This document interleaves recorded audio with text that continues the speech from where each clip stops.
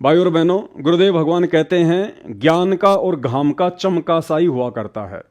अर्थात अपने गुरु को परमात्मा मानने के लिए समझदार आत्मा को तो इतने प्रमाण देखने के बाद संकेत ही काफ़ी है उस दाढ़ी मूछ वाली कबीर जी की काल्पनिक फोटो को अपने घर और दरबार से बाहर निकालने के लिए। बाकी तो भैंस के आगे कितना ही बीन बजाते रहो, उसे समझ में नहीं आना है।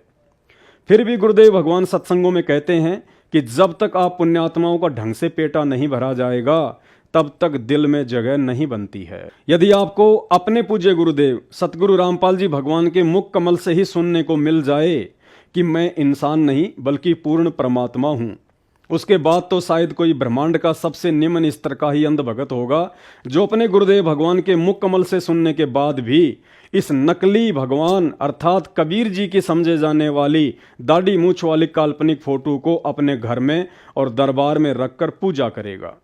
भाइयों और बहनों, आपने सत्संगों में अपने भगत भाई बहनों के मुख से अनेकों इंटरव्यू सुने होंगे, परंतु वो इंटरव्यू विशेष होते हैं जिन्हें सतगुरु रामपाल जी भगवान स्वयं अपने मुख कमल से संगत को सुनाते हैं।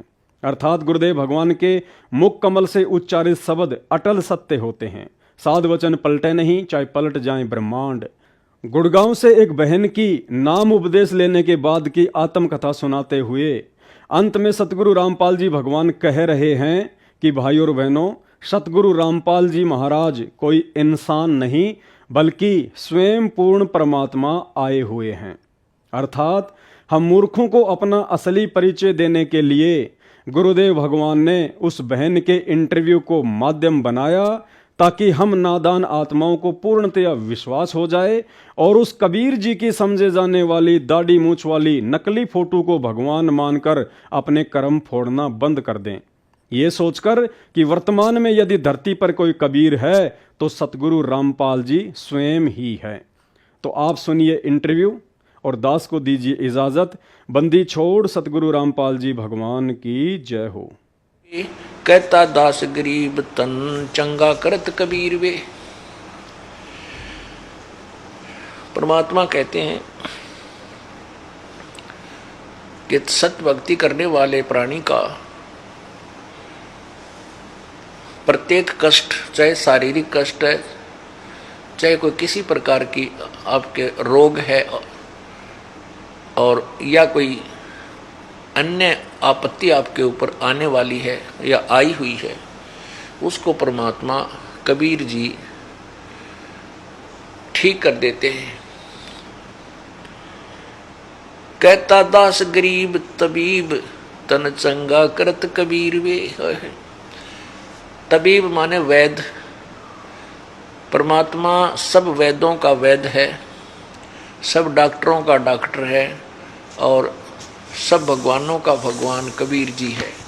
इसमें लिखा है कि कहता गरीब तबीब तन। गरीबदास जी कह रहे हैं कि तेरे शरीर की कोई बीमारी हो उसको भी चंगा करत कबीर वे। चंगा माने अच्छा कर देगा, तुझे स्वस्थ कर देगा वो तबीब। कबीर परमात्मा तबीब यानी वैद भी है। परमात्मा के अंदर सब गुण हैं। परमात्मा के द्वारा ही इन औषधियों में, जड़ी बूटियों में गुण दिए गए हैं, ये प्रभु के द्वारा ही दिए गए हैं। ऐसे ही जो साल्ट बनाए हैं वैज्ञानिकों ने, ये भी परमात्मा का दिया हुआ ही गुण उन साल्ट में है, जिससे वो अन्य प्रकार के रोगों को नष्ट करते हैं। और जो डॉक्टरों से भी नहीं कटता, साल्ट से भी ना कटता है, उसको कबीर परमात्मा काट देते हैं।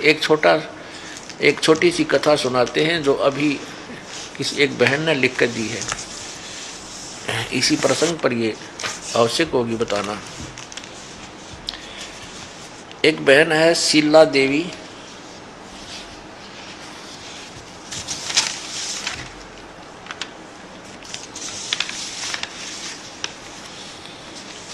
गांव बसई, गुड़गांव के पास बसई गांव है। उस बहन ने लिखा है कि मेरे पेट में रसौली थी, दोनों गुर्दों के अंदर मोटी मोटी रसौली थी और 11/4 को पिछले वर्ष की 11 अप्रैल को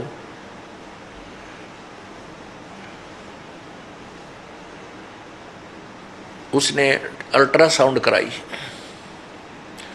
उसमें वो रसौली दोनों मोटी मोटी अच्छी मोटी मोटी रसौली अल्ट्रासाउंड में नजर आ रही थी। उसकी अल्ट्रासाउंड दिखाऊंगा।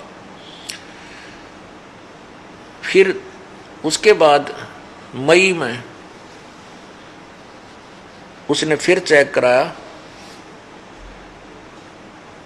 वो रसौली फिर अल्ट्रासाउंड में नहीं आई, खत्म होगी ना। वो दर्द रहा जो पेट में पीड़ा थी। अब देखिएगा, इस बहन ने लिखा है कि मैं बसई गुड़गांवा की शीला देवी, मैं अपने पेट की बीमारी से बहुत परेशान थी। मेरे पेट में 2 रसौली थी। हर तीसरे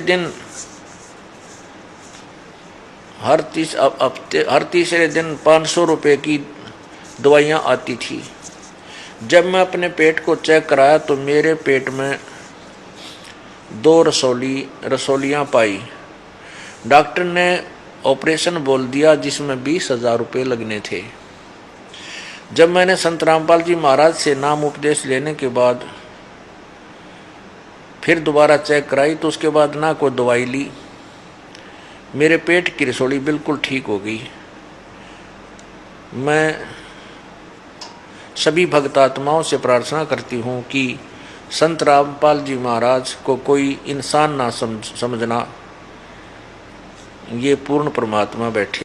संत रामपाल जी महाराज को कोई इंसान ना समझना, ये पूर्ण परमात्मा बैठे हैं। शीला देवी आपकी शिष्या 25/4/2009 को आज इसने लिख कर दिया है।